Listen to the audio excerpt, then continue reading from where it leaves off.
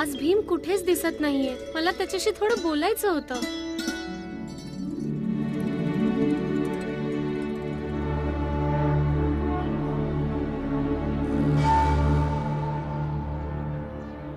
ए थांबा थांबा थांबा. ए मुली थांब. तुला कोणी सांगितलं नाही का की जेव्हा समोरून कोणी येताना दिसलं तर दुसऱ्या बाजूला वळून तोंड लपवायचं असतं? वय त्यामुळे समोरच्याचा दिस वाईट जात नाही. बघत काय उभी आहेस? चल तोंड फिरव तिकडे. हे बघ 2-3 लोक येत आहेत. तुझं तोंड फिरव. हो बाजूला. वाट सोड. हो बाजूला. चल जा लवकर.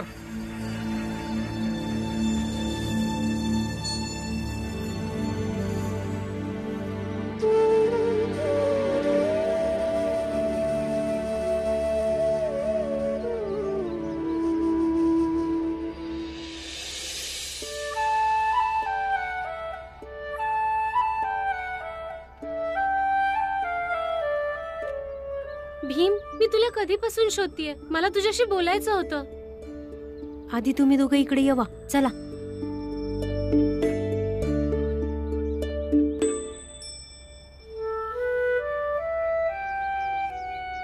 आता सांगताय जे पण सांगायचं असेल.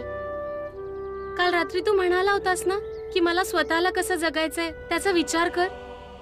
लोकांनी ठरवून दिलेलं जगणं ही एक वेगळी गोष्ट आहे आणि तुला स्वतःला कसं जगायचं आहे ही एक वेगळी गोष्ट आहे. आता मला काहीच काम नाहीये. घरातील काही काम केलं नाही म्हणून आई बाबा ओरडत पण नाहीत, कारण मला कोणी काम देतच नाही. त्यामुळे मला आता शिकायचंय. याआधी मी शिकण्याचा प्रयत्न केला होता पण कुणीही मला शिकू दिले नाही. पण आता मी शिकेन. हे घे पुस्तक. मी बी तुला हेच सांगणार होतो की वाचल्यामुळे तुझं मन रमल.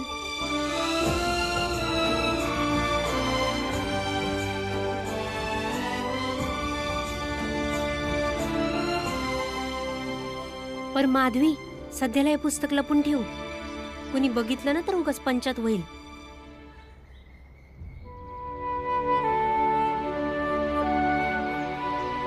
ठीक आहे.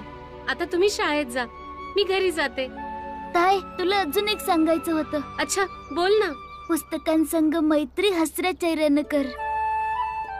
कारण बाबा म्हणतात का पुस्तक परीस चांगला मैत्र कोणीच नाही. समजे तुमसनी सोडून जातील पण पुस्तक तुमच्या सोबत कायम राहतील.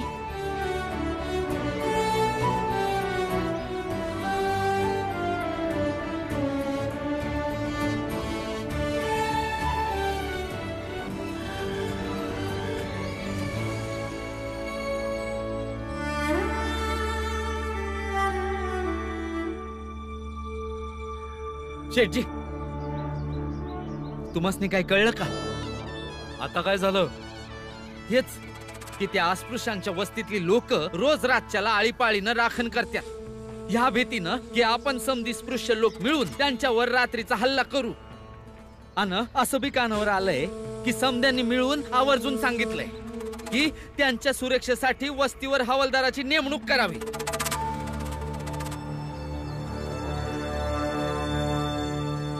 म्हणजे त्या लोकांनी समधी तयारी आधीच केली तर? त्यांना जे करायचंय ते करू द्या. योग्य संधी साधून वस्तीवरील सर्वच्या सर्व अस्पृश्यांचा एकत्रच हिशोब करून टाकूया.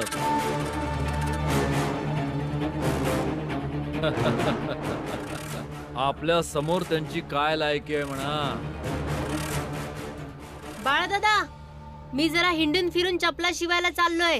संध्याकाळपर्यंत परत येईन, मग जाऊया बाजा वाजवायला. वय ठीक आहे. आता हेच काम करायला लागल. चपला बुट शिवायचं, छन छन छन छन छन छन बाजा वाजवायचा. ए, तुम्ही लोक ना असे सकाळी सकाळी माझ्या समोर नका येत जाऊ. दिवस वाईट जातो माझा. ए मुला, मूर्खासारखं बोलू नकोस. अरे तू तर धर्म बुडवायला निघाला आहेस. अक्कल नका पाजळू. आणि जर अक्कल पाजळायची असेल तर त्या चहावाल्या समोर पाजळा. कुणास ठाऊक आपल्या चहात काय मिसळून पाजतो सर्वांना. जो कोणी याच्या दुकानावर येतो त्या सर्वांची बुद्धी भ्रष्ट होते. हे बघ, तू तुझ्याला ऐकत राहा, नाहीतर यो गरम चहा तुझ्या. मंगेश, तू तुझं काम कर, मी समजवतो त्याला.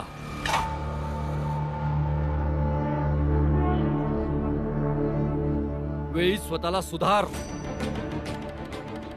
तू हे जे इकडे तिकडे फिरून फिरून चप्पल बुटा शिवून किंवा चमकवून जेवढे पैसे कमवतो ना, तेवढे पैसे मी तुला देतो.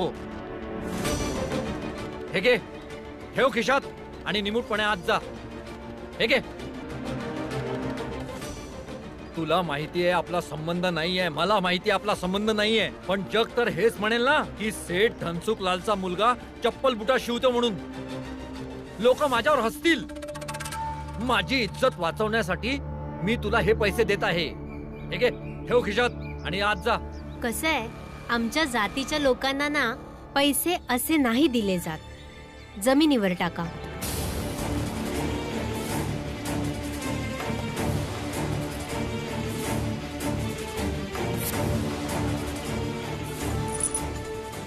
घे, उचलते पैसे.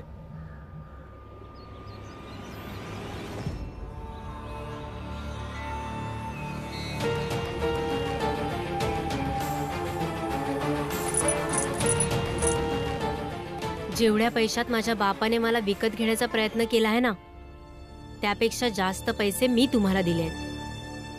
एवढ्या पैशात भरपूर चहा करू शकाल, सर्वांना पाजा. पण आमच्या जातीची लायकी काढायची गोष्ट ना, बस तुमच्या डोक्यामधून काढून टाका. ध्रुव, हा काय मूर्खपणा आहे. जो थोड्या वेळापूर्वी तुम्ही करत होतात.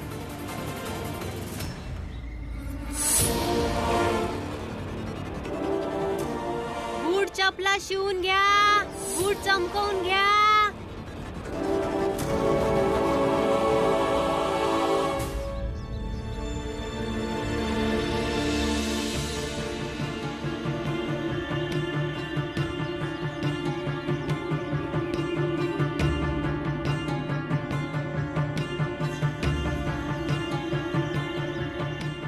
अगं, तू अद्याप स्वयंपाक नाही केलास? आई, जेव्हा एकदाच जेवायचंय मग बनवेन सावडीने. हे बघ, तुला स्वयंपाक करायचा असेल तर करव, नाहीतर उपाशी मर, पण मी यापुढे नाही करून देणार.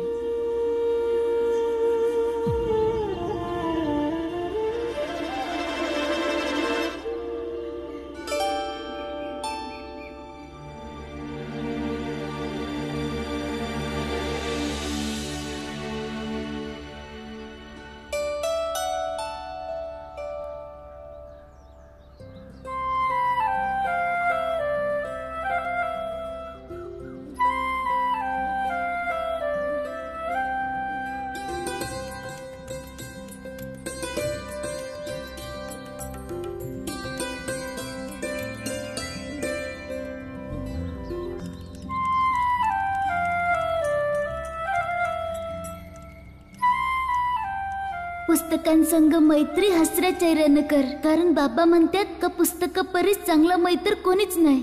ज्ञान रतन का जतन कर, माटी का संसार. हाय कबीरा फिर गया, फीका है संसार, फीका है संसार. आज खरंच खूप छान वाटतंय. एक गोष्ट कळून चुकलीये की लोकांपासून तोंड फिरवल्यावर नवीन मार्ग सापडतो. माझ्या समाजाच्या लोकांनी मला दुसऱ्या बाजूला तोंड वळवायला सांगितलं, आणि जेव्हा मी दुसऱ्या बाजूला बघितलं तेव्हा मला शिक्षणाचं जग दिसलं. कदाचित हे नवीन जगच मला जगण्याची दुसरी संधी देईल, आणि हे सर्व भीमरावमुळे शक्य झालंय. धन्यवाद भीमराव. आणि हो, तू मला म्हणाला होतास ना की पुस्तकांची मैत्री हसतमुखाने कर, मग मी हसतमुखानेच पुस्तक उघडलं आहे. आज ताईने स्वतःच वाचायचा विषय काढला, मग मी माझं पुस्तक तिला वाचायला दिलं. खूप चांगलं काम केलंस. आज तू लोणच्यापेक्षाही खूप चांगली वस्तू ताईला दिलीयस. होय, आज मला मनापासून लय भारी वाटलंय. भीम, तुझं मन अतिशय खरं आहे आणि तुझे विचार फार चांगले आहेत. जेव्हा तू मोठा होशील ना, तेव्हा देखील तुझे हे विचार असेच खरे आणि चांगले ठेव. नाहीतर या समाजात तर बहुतेक लोकांचे विचार वाईटच आहेत. या कुठल्या अस्पृश्य मुलासोबत बोलत बसलेस तू? अक्कल आहे की नाही? माहितीये कोणाशी बोलतेस तू? मग मी कोणाशी बोलू? आपल्या जातीत असं कोण आहे जे माझ्याशी बोलतात? कुणाशी बोलायची काहीच गरज नाहीये. निमूटपणे घरी शांत नाही बसू शकत? अच्छा, म्हणजे मी मरण्याआधीच शांत होऊ तर? तसंही तर लोक माझ्याशी बोलत नाहीतच, आणि तू देखील बोलत नाहीस. बोलणं गरजेचं आहे का? तुम्ही त्यांच्या संग असं का बोलताय? माझी मर्जी, मी कसंही बोलेन. मुलगा आहे मी तिचा. मग तुम्ही त्यांच्या संग असं अजिबात बोलायला नाही पाहिजे. कोणी आपल्या आई संग असं बोलतं का? तू गप्प बस आणि मी काय म्हणतो ते नीट ऐक. नाही बसणार गप. आणि तुम्ही आधी माझं ऐका. तुमचं बाबा नाहीयेत, फक्त आई आहे. ज्या परिस्थितीत काकू जगतेत त्या परिस्थितीत त्यासनी सगळ्यात जास्त गरज तुमची आहे. आणि तुम्ही तर त्यांचं काय बी ऐकून घ्यायला झालाय. तू एक अस्पृश्य असून सुद्धा हे असं बोलतोयस, तेही माझ्यासारख्या स्पृश्य व्यक्तीसोबत. थांब, तुला दाखवतोच. रणो, काय दाखवतो? हात तर लावून दाखव याला. मी तुला लहानपणापासूनच धाकात ठेवायला हवं होतं, मग कदाचित असा तू वागला नसतास. आणि हो, भीम एक अस्पृश्य आहे, पण तुझी आई तर तुझ्यासारखी स्पृश्य आहे ना. मग तू कुठे तुझ्या आईशी आपलेपणा दाखवतोयस? अरे, कुणी आपल्या घरातल्या जनावरांसोबत सुद्धा देखील असं वागत नाही जसं तू आपल्या आईसोबत वागतोयस. वर्षाने तर मला फक्त एकदाच विधवा केलं, पण तू तर लोकांचं ऐकून दररोज मला विधवा असल्याची जाणीव करून देत असतोस. एक सांगू, ज्या दिवशी तुझे बाबा मेले त्या दिवशी मी देखील मेले असते तर बरं झालं असतं. तू मला असं रोज जिवंतपणी मारलं तरी नसतंस. तू आधी आज चल. मुलगा मोठा झाल्यावर एका आईने कसं वागलं पाहिजे हे मी तुला सांगतो. तू एक विधवा असून हे असं लोकांशी बोलत बसशील आणि मी तुझे टोमणे ऐकून घेऊ? चल आज चल. अहो, मी काय म्हणतो ऐका तरी. ऐका ना भीमराव.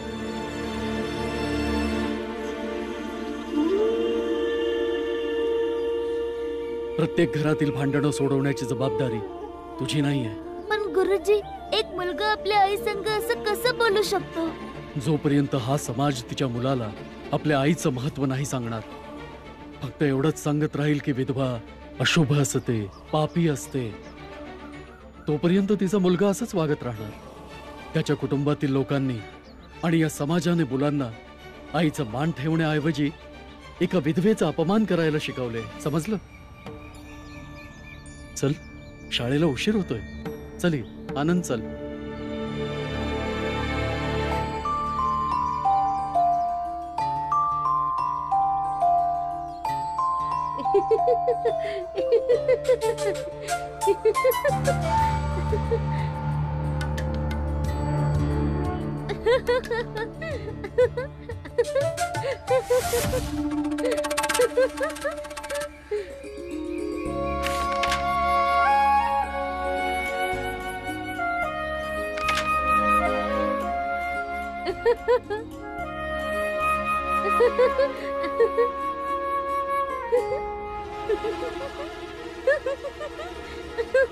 अगं, हे वेड्यासारख्या हसायला काय झालं?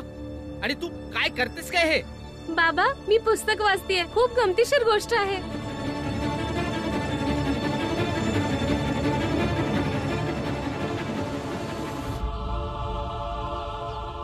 अगं, तुला कळतंय की नाही?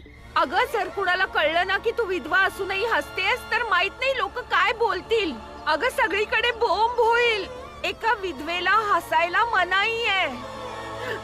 अगं, याने पाप लागतं. अगं, पण आई, हसू तर आतून येतं ना. त्याला कुणी कसं थांबवू शकतं? आणि हसण्यासारखी गोष्ट असेल तर हसणारच ना. आणि वरच्यानेच तर हसू तयार केलंय, मग त्याने पाप कसं वाढेल आई? ते आण इकडे, इकडे आण. हेच आहे ना तुझ्या हसण्याचं कारण? थांब, आता तेच मिटवून टाकतो मी. आई बाबा, दिवस रात्र मी असंच बसून असते. वाचल्यामुळे माझं मन तरी रमेल. अगं, मग वरच्याच्या भक्तीत रमव ना मन. आणि तू विसरलीस? ह्याच पुस्तकांमुळे तू त्या भीमरावाला भेटली होतीस आणि तेव्हापासूनच आमच्या, तुझ्या, कामदाच्या सर्वांच्या सर्वनाशाला सुरुवात झाली होती. तू पुन्हा हीच पुस्तकं वाचण्याचा हट्ट करतेस.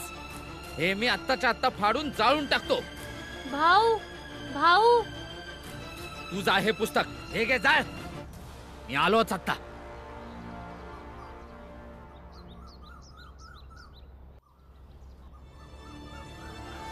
आई आई मला वाचू दे ना आणि बाबांना समजाव ना.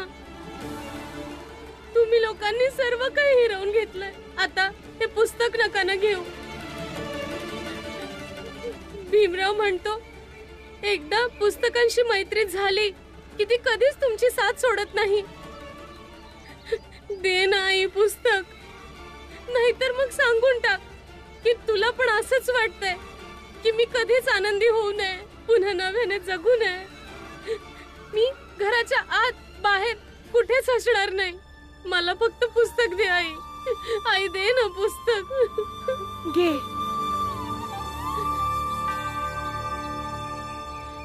पण बाबांना न दाखवता वाच. आणि हे कायम लक्षात ठेव की मी समाजात राहणारी सामान्य स्त्री आहे, जिला या समाजाविरुद्ध जाण्याची अनुमती नाहीये. तुला विधवा धर्माचं पालन करायला लावणं ही माझी जबाबदारी आहे आणि त्याचबरोबर माझा नाईलाज आहे. पण जर तो धर्म निभावता निभावता तुला एखाद्या गोष्टीने आनंद होत असेल तर तुझी आई असल्याच्या नात्याने मी तो प्रयत्न नक्की करेन. आणि एक गोष्ट लक्षात ठेव की जर लोकांना कळलं की तू वाचतेस तर तुझ्या बरोबर खूप वाईट घडू शकतं. आई आता जे आहे त्यापेक्षा अजून वाईट काय होऊ शकतं?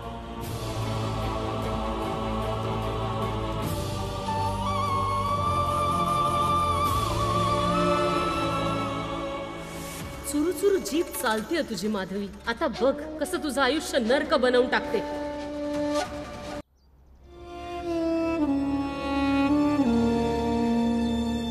मग हे घे पुस्तक.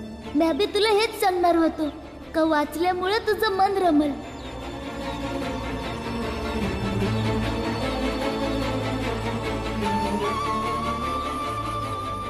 कुणाशीही बोलायची काहीच गरज नाहीये. निमूटपणे घरी शांत नाही बसू शकत. तू एक विधवा असून हे असं लोकांशी बोलत बसशील आणि मी तुझे टोमणे ऐकून घेऊ?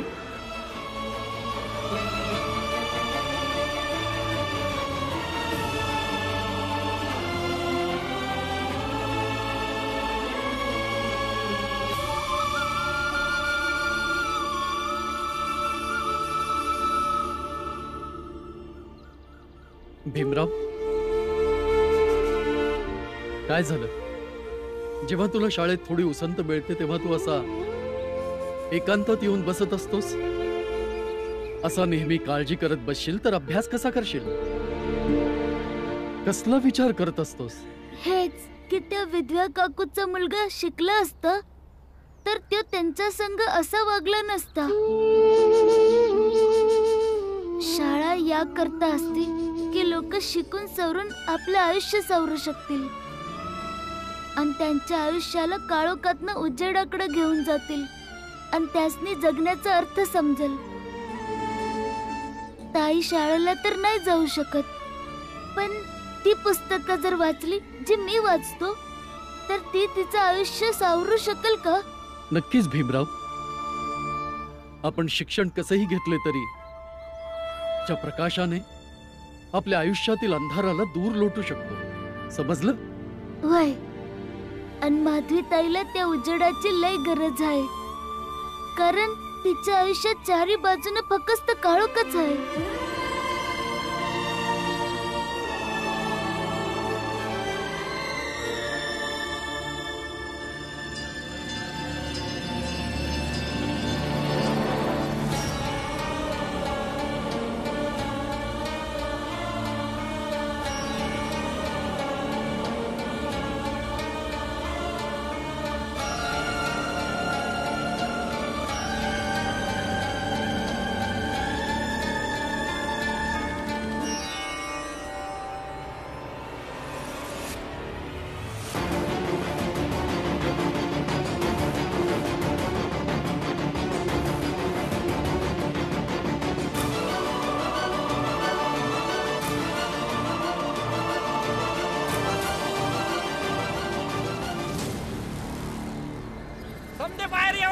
बाहेर निघा.